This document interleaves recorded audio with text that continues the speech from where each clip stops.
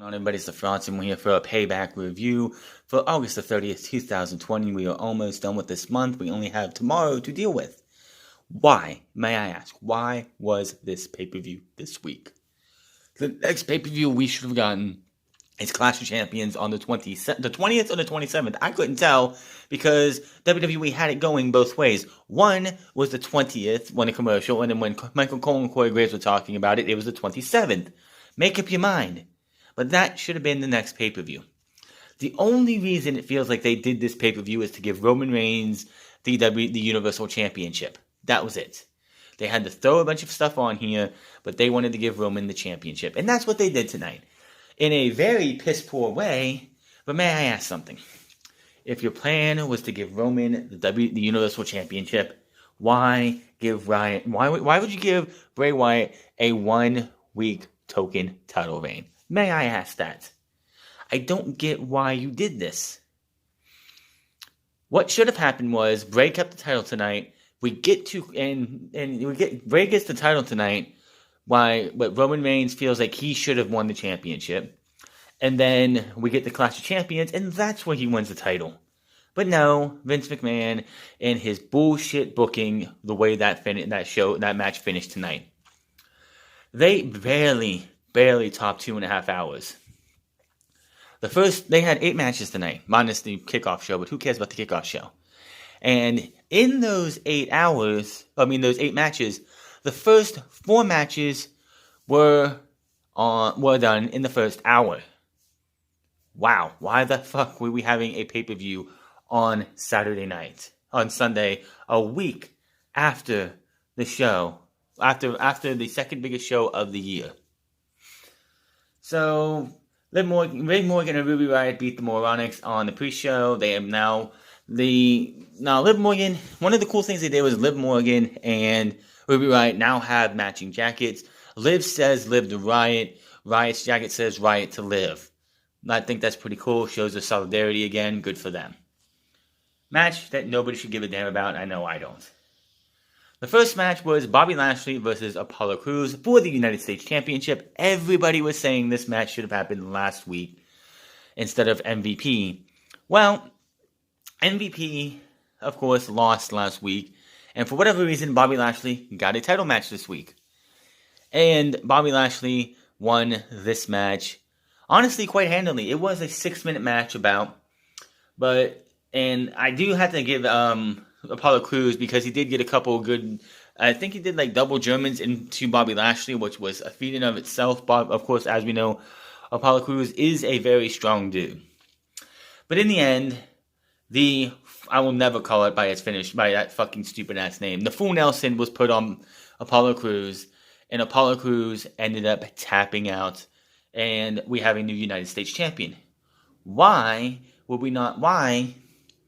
This match should have lasted, in my opinion, maybe 2 minutes. Apollo Crews gets a couple moves off, and then he gets put into the Full Nelson, and the match is over. They stretched it out another 4 minutes, but it should have lasted no longer than that. Where does Apollo Crews... Now, here's the thing. Where does we go from here? They'll probably give Apollo Crews a championship rematch tomorrow night. He'll lose and move back down to catering. Where does Bobby Lashley go from here? Who is going to be the first actual person for Bobby Lashley to defend that title against? I don't have a fucking clue, because it doesn't seem like there's anybody really to have him go up against. We'll have to see. Hopefully they'll start up something tomorrow for Bobby Lashley going into the next pay-per-view at Clash of Champions. Of course, with the way WWE has been booking people, maybe after what happened with Keith Lee tonight, maybe Keith Lee versus Bobby Lashley might be on the docket for Clash of Champions. I don't have a clue. I think Keith Lee and Bobby Lashley would probably work well together going into that pay-per-view. We'll have to wait and see, but those are my thoughts on that. The match, it was decent. Bobby Lashley needs to win that match decisively, I think a little bit more decisively. But he did win, and we move on from that. Michael Cole and Corey Graves are at ringside. We see how Adam Pearce tried to get the contract signatures for the Universal title match. Kayla Braxton is backstage when Paul Heyman walks up. She asks if Roman Reigns is here going to sign the contract. for tonight. Heyman says it Reigns and said he will sign it and that he has every reason to believe that he will. He tells her she still has to ask Reigns herself, but he won't let her into the locker room to ask. Keith Lee is backstage warming up for his warming up when Hall of Famer elect JBL walks in. He gives him props to Lee, saying he's willing to go far in the world and he's got an expertise. He has a couple of hedge funds that he can look into to get involved with. Only $1 million to get in. He says he doesn't have those kind of Keith Lee says he doesn't have those kind of resources. JBL says if he wins tonight, his match tonight, then he will be on his way to having that kind of money. He advises Lee that Randy Orton is one of the best, so he shouldn't feel bad if he loses tonight. JBL also wishes him good luck, changing his tone a bit. Lee stares back at JBL as he exits the locker room. And honestly, it just feels like I read that Vince McMahon sees Keith Lee as a babyface right now, but he does feel that Keith Lee could be a powerful heel, a big time heel, in the coming months or so. So I know it's going to be hard to picture WWE doing long-term booking, but this could possibly be long-term booking for Keith Lee, to where eventually, if we see JBL talking to him again about what he needs to be doing, maybe Keith Lee gets corrupted. Maybe Keith Lee gets that look of that everything going where he goes to the dark side and it's the almighty dollar that gets into that dark side, and he ends up turning heel and becoming associated with JBL. I couldn't tell you what he's actually going to be doing. It should be very interesting to see what they do for Keith Lee going forward. This is just a step, and I might be reading too much into this, but it just feels like they could be going with one of these things that it would happen that way. So they sent us to Big E's appearance on Talking Smack yesterday, and him and Sheamus is up next. So this match was Sheamus Sheamus has come back. And the biggest thing that Sheamus has been having is he takes everything so personal. Jeff Hardy, he came back, and during that time, Jeff Hardy was saying, they were doing video packages for Jeff Hardy after every Sheamus match, and Sheamus was getting offended by it. To where when Jeff Hardy came back, Sheamus got pissed off and would beat the hell out of him, and they had a feud over Jeff Hardy's alcoholic past. And of course, Jeff Hardy ended up winning that feud. So Jeff's out. We slot in Big E. Big E, about 2 weeks ago, wanted to step up to be a locker room leader against Retribution, and Sheamus took offense to that. I don't know why, but he did. And here we go. Big E and Sheamus having a match at PayBack for whatever reason. The only reason I can think is that Sheamus is jealous. That's all it is. He takes everything personal, and it just seems like all he is jealous. So, big power moves, big boys beating the hell out of each other in this match. Not much else you can really say about that. Sheamus taking the bumps for Big E. Big E taking the bump for Sheamus. Sheamus does work on the knee for the most part, because he wants to try and work it on. He tries to do a fucked up looking sharpshooter that he twists around and everything. He tries him into a knee bar, a front face knee bar, which Big E finally gets out of, hits the big ending, and gets the 1, 2, 3. Big E is your winner. Not much you can say about this match, other than it was just Big E getting the win. That's all I can say. What are they going to be doing with Big E from this point forward? I don't know. If you can remember when Kofi Kingston, the night after, or the Friday after Extreme Rules, Kofi said he was going to be out for about 6 weeks. we are what, 5 weeks of this this Kofi Kingston hiatus, which of course is not him actually being injured. It's all kayfabe and everything.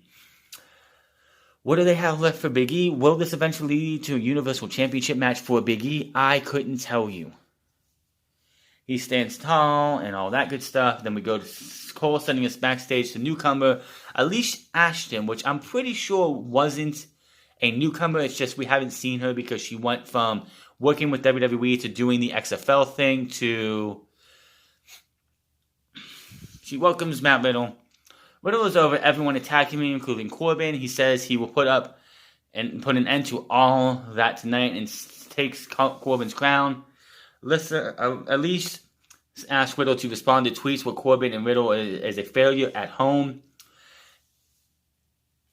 which of course is a reference to his cheating scandal. Riddle just takes a minute and he breathes really. You can just tell that he is not happy with Corbin saying this. He goes quiet, stares at Alicia, and walks off. Nia Jax and Shayna Baszler are backstage warming up. There's some tension between them, and my God, their promo just felt like they are not comfortable working with each other, even in the promo setting. It felt like they got their... It honestly felt like they got their script 5 minutes before they went live with... They said action. So, yeah. It's definitely something that I don't really want to see what they have... It just... I know where they're going with it, and it's going to be a poor man's version of Rey Mysterio and... not Rey Mysterio, but Matt Hardy and MVP.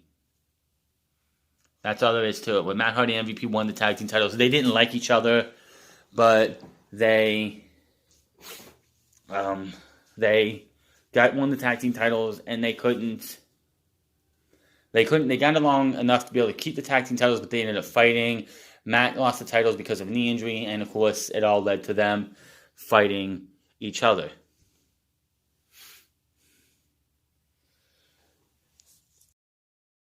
Matt Riddle and Baron Corbin are having this match. Do I care about this match? Do you care about this match? No. We all know that Vince McMahon loves Baron Corbin, but not enough to get people to care about him. Baron Corbin is a glorified enhancement talent. Name me the last feud Baron Corbin actually won. You can't. He had that feud with Roman last year, lost it. Last image of that we saw was him covered in what they said was dog food. He been just twirling around. He lost to Elias, if I'm correct, at WrestleMania. Or I should say PC Mania. Hasn't really been doing anything of interest lately. And now here he is feuding with Matt Riddle. Now, I know the rumors about, there was a talk of Baron Corbin not happy that he has to be in this feud with Matt Riddle. And I don't blame him because he knows he's losing. Baron Corbin is never going to be that top guy, or even in championship contender area ever. He had the Money in the Bank in 2017. He flubbed that, ended up losing it, and is now just going to be that enhancement talent. He is a much worse Dolph Ziggler. Somebody who, when the babyface comes up from NXT that WWE wants to push a little bit, or give somebody a chance to push, they go up against Baron Corbin. They have to have shitty matches with Baron Corbin, and then they go to catering. And that's what this is going to be.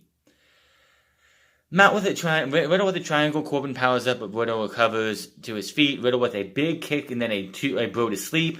Riddle goes to the top, hits the floating bro, and gets the win. Nothing special here, just another match that nobody should care about. After the match, Riddle gets to his feet. Celebrating, we go to the replays. Riddle back up on the ramp. While celebrating, we see Corbin slowly recovering on the mat. By the way, WWE decided, well, this is payback. Let's have Baron Corbin come out on his throne again. Can we end this King of the Ring shit? Somebody winning King of the Ring should be pushed to the stratosphere. Should be somebody who goes out there and wins match after match, has title opportunities, is the next big thing, and that hasn't been the thing since 2002. Honestly, winning King of the Ring is one of the worst things that could probably happen to your career, because you're going to be stuffed with this stupid King gimmick for however long WWE wants to have Baron Corbin have this King gimmick, and we have to suffer through it as fans. Back from break, and Ashton stops a happy Matt Riddle backstage, asking him what it's meant to beat Corbin. He goes on, but Corbin suddenly attacks him from behind and beats him down. He destroys Riddle as officials try to pull him away. Corbin keeps pounding on Riddle until they finally back him off. Now, honestly, I swear it feels like Baron Corbin really hates Matt Riddle. He's not a fan of his. It just comes off as that he really wants to shoot on this guy. I don't know, and it just, Moving on here, we had the tag team match for the titles, Nia Jax and Shayna Baszler versus Sasha Banks and Bayley. This is all culminating. We're going to finally, hopefully, get Bayley and Sasha Banks going into Night of Champions. They needed to, Clash of Champions, not Night of Champions, Clash of Champions. But they needed to lose the tag team titles first. Would WWE go down the Matt Hardy and MVP route, where these two people who hate each other more than anything in this world are going to team up together and win the tag team titles? Well, I'll tell you one thing. I love this ending. Loved it. Baszler goes. The match is nothing special. Of course, you have Nia Jax who comes out and is like, follow my lead. Baszler tags in. Nia gets knocked off the apron. I'm thinking this is going to be where Bayley and Sasha Banks keeps the titles, because these two are going to come to blows, and it's all going to break down. And then tomorrow on Raw, we're going to have a match between these two. That did not happen. But Baszler has a careful clutch on Bayley. Banks comes from behind but gets dropped face first. Baszler with a leg submission on Banks. Bayley then goes to kick Baszler, but Baszler grabs her. Baszler has the Muda lock on Banks and the careful clutch on Bayley at the same time. Sasha Banks goes to punch down and hit Baszler, but Baszler grabs her arm, pulls it over Bayley's throat, and uses Sasha Banks' arm to make Bayley tap out. The women's championships change hands because Sasha Banks was forced to make Bayley tap out. And we have new tag team champions. Now, after the match, Baszler and them were happy with their titles. Caruso enters the ring and asks the new champions how it feels. Jax is hyped. Baszler says they're definitely not best friends. Jax keeps jumping around and yelling. Baszler tells her to let's go celebrate. Baszler's music starts back up, and they raise the titles in the air as Bayley and Banks look bummed at ringside. I'm hoping when they do the little promo shtick that they do on Friday, because they can't be on Raw anymore, they're no longer the tag team champions, that they're doing the promo thing, they get done with the promo thing, the promo, and then Bayley from behind whacks Sasha Banks, beats the piss out of Sasha Banks, and ends the friendship for Bayley and Sasha Banks, leading to Clash of Champions between Bayley and Sasha Banks for the Women's Championship. So that's where I see this going. The match was okay, but that finish was great. Shayna Baszler obviously called the Submission Magician, and she lived up to that name in the finish of this match tonight. Keith Lee, Randy Orton. This match came together because Keith Lee was making his debut last night, and he came out to some generic-ass music on Monday, even worse music tonight, and this match, I'm sitting there, I'm waiting for this show to start, I'm thinking about this match as we go through the week, is Keith Lee going to lose his first match on pay-per-view? Are they really going to have this guy buried before he even gets a week into his run on the main roster? Are they the music's terrible, and this one was even worse tonight. He comes out, I guess people are saying he was dressed like a Black Panther because of Chadwick Boseman's passing away on Friday, which, yeah, WWE did the whole entire Paul Heyman thing, and it was going to get them all this talking, and people were going to talk about this all night, and then on Friday, and then reality hit. A real life superhero to a lot of people passed away on Friday, and it just, yeah, I'm not going to get into that. But yeah, so we had this match, and Randy Orton, I'm wondering, are we going to see Randy Orton beat Keith Lee? Is Keith Lee, because Randy Orton already has a title rematch coming, because Drew McIntyre said, you know what? You want a rematch? That's fine, because I want to kick your head off with my Claymore. So he's got a rematch. So him winning this match would have hurt Keith Lee. And Randy, honestly, if they have a hard-fought back-and-forth match, which, honestly, wins and losses don't matter, and the fact of the matter is, if it's two men going out there, or women going out there, giving you a hard-fought match that can go either way, and one person wins and one person loses, it's fine. But if you have somebody go out there and just get squashed in 5 minutes, then, especially a big name, or like having Keith Lee getting, like, say Randy Orton goes out there, wrestles about 2-3 minutes, hits the RKO, punches him in the head, and wins the match. That's not what happened, but I'm just saying that's an example.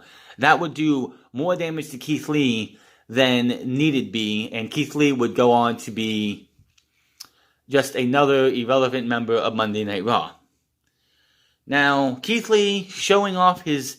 I can't, because Keith Lee does a lot of things that cruiserweights would do, and really, it's a guy like Keith Lee, a Brian Cage, a Dominik Dijakovic, who make cruiserweights not even relevant anymore half the time, because cruiserweights became a big thing in the 90s, because they could do things that big guys like a Keith Lee or a Dijakovic or Brian Cage could not do back in the 80s and like in the 90s and early 2000s.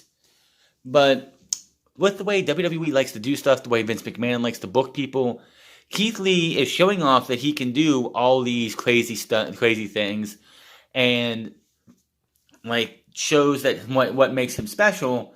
How long is it going to take before Keith Lee becomes just another big man wrestler?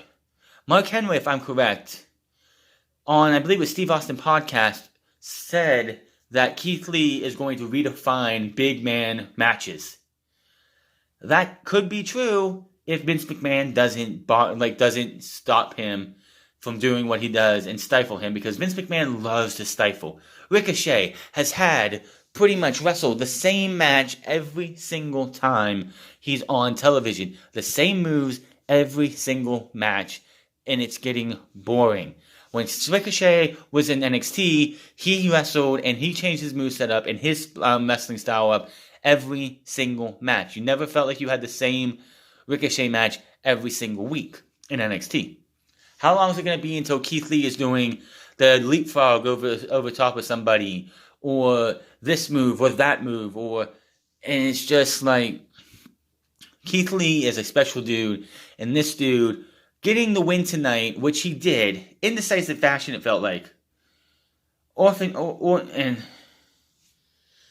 hits the mat and waits for Lee to get up, pounding on the mat. Lee blocks the RKO and lifts Orton high in the air with the big sit-out spirit powerbomb, holds the powerbomb for the pin, and gets the win out of nowhere. Keith Lee beats Randy Orton, which, honestly, with the momentum that Randy Orton has had going into SummerSlam, now, granted, if Keith Lee were to beat the WWE Champion in a non-title match, mind you, he hasn't done anything to deserve a title match, but him beating the number one contender to the WWE Champion makes it huge for him, because that pushes him up to where we think, well, all of us think Keith Lee should be.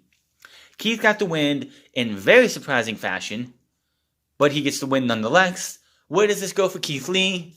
No idea. They did announce, I believe, earlier in the day that Drew McIntyre supposedly has a hairline jaw fracture.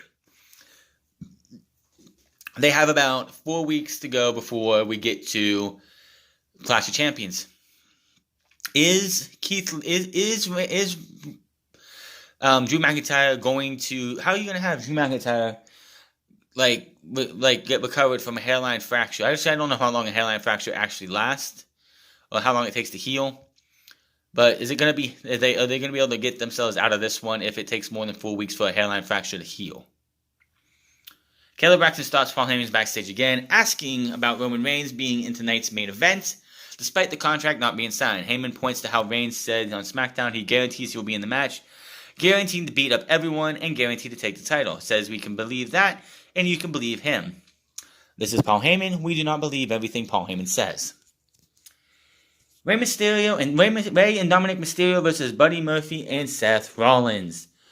Now, if you actually paid attention to my SummerSlam review last week, I was a little critical on Dominic Mysterio because it just felt like that match was way overbooked and he didn't look good coming out of that match. Then we got to Monday Night Raw, and the little bit that him and his dad did in that match on Monday Night Raw, he looked good.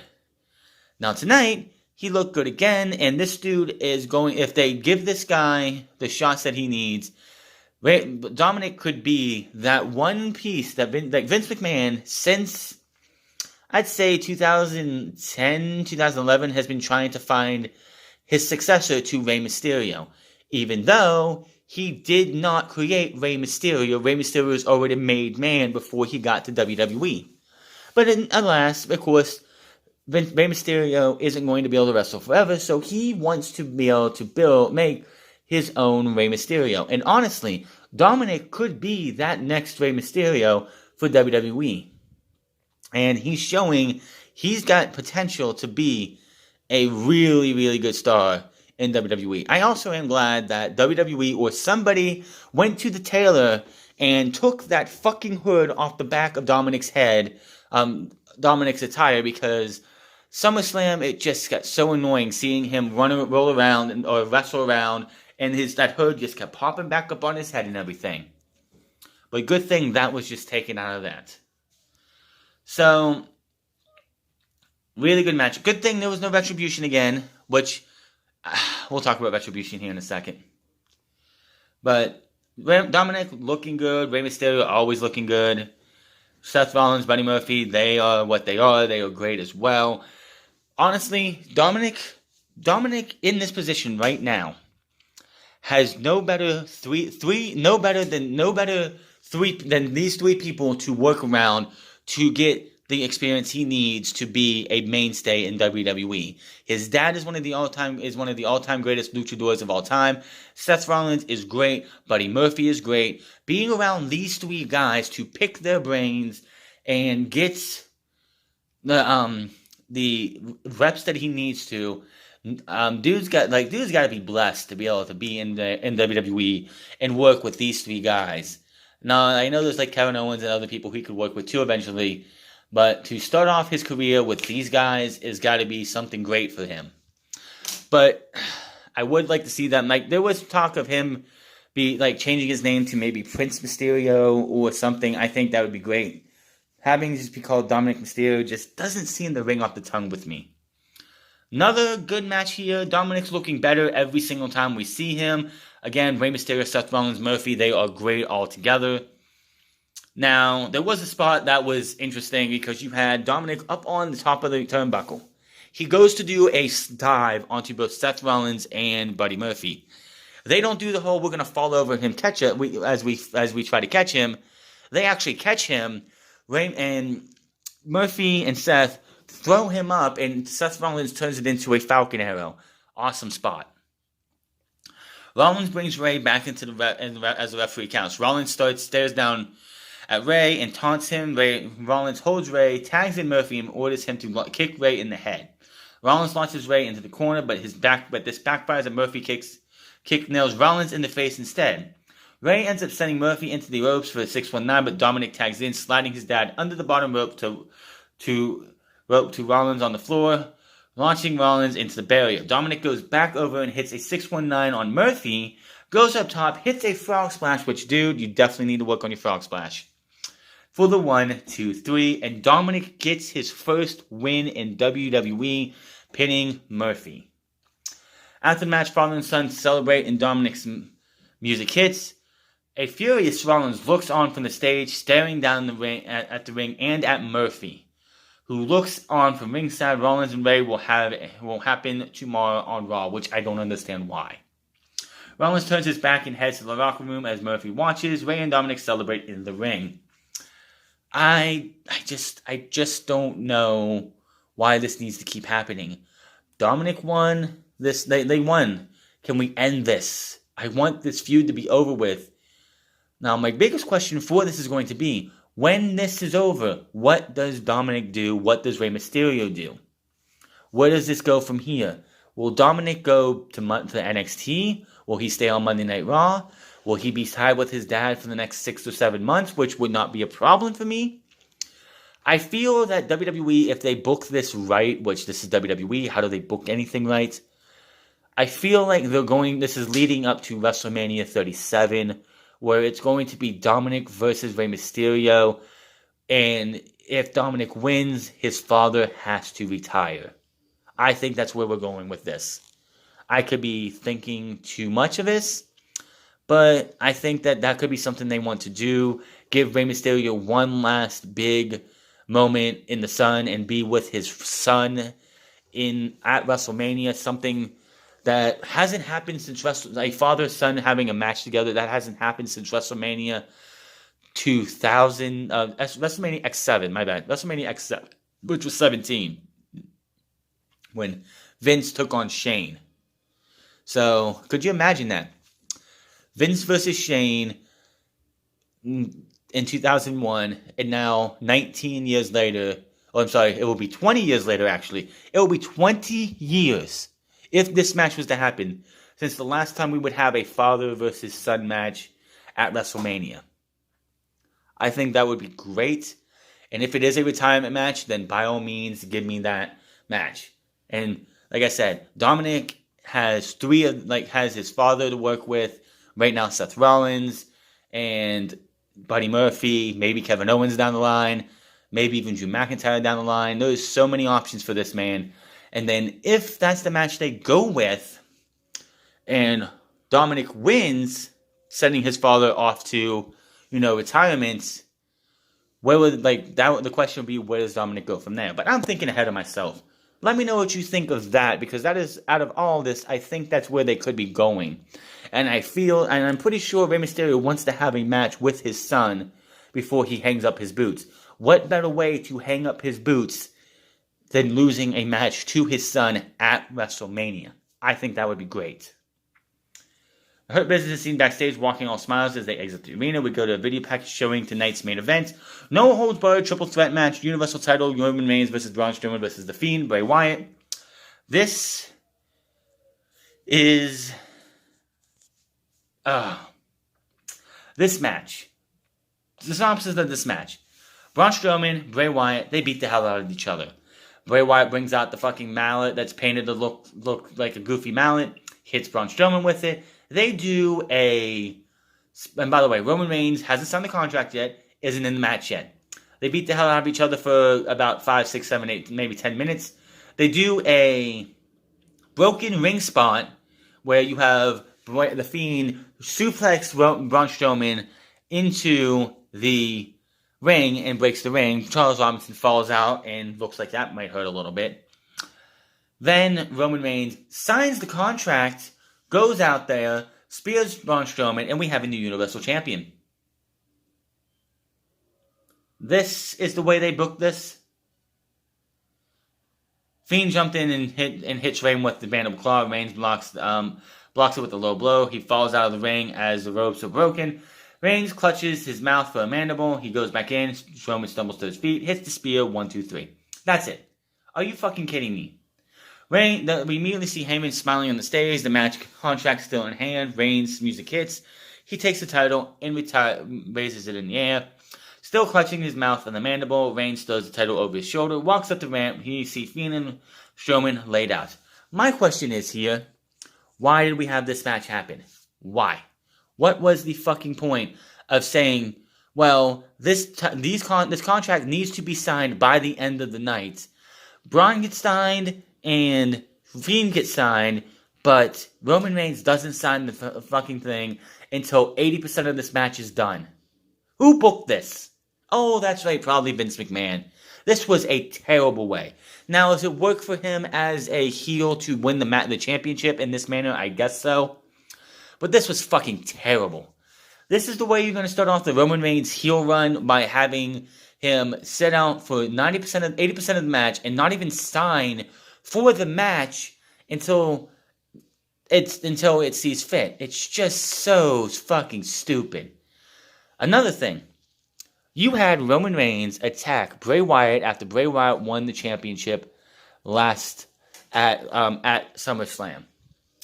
Well, you could have easily gotten out of this if you didn't make it a Falls Count Anywhere match, or you could have did it easily this way. Roman Reigns interrupts that match, hits the spear on both of them, takes a chair, beats the hell out of both of them, leaves both men laying. There is no finish, and Braun Strowman keeps the championship going into this week, and then you have what happens. And I still don't understand this. Why did you even have a triple threat match booked for tonight, no holds barred, when there was no reason for it to have a triple threat match, no holds barred, booked for tonight? And again, why would you give The Fiend one more title reign that lasts 1 week? I mean, shit. John Cena's last title reign lasted at least 2 weeks. This is ridiculous. WWE just doesn't know how to book anything right. But yeah, Roman Reigns is champ again. Let's see how it goes. It's off to a bad start in my opinion with everything, but that's just my opinion. This was a not necessary... This feels like the only reason they made this pay-per-view is to give Roman Reigns the Universal Championship, and that was it. That was it. They couldn't wait till September 27th or 20th, whatever it is, to give Roman the championship. They had to give him the championship tonight. That is the only reason they did the pay-per-view, and they just had to throw things together to have a pay-per-view. Am I the only one thinking that? Because that's how it feels like. But that is your Payback review. Hit that subscribe button, comment down below, like or dislike this video. What do I think of the show? This show did not need to happen, and this show sucked. Find me on Twitter at The France Club. Find me on twitch.tv/The France Club. Find me on Instagram at The France Club. And I'll see you guys tomorrow for what should be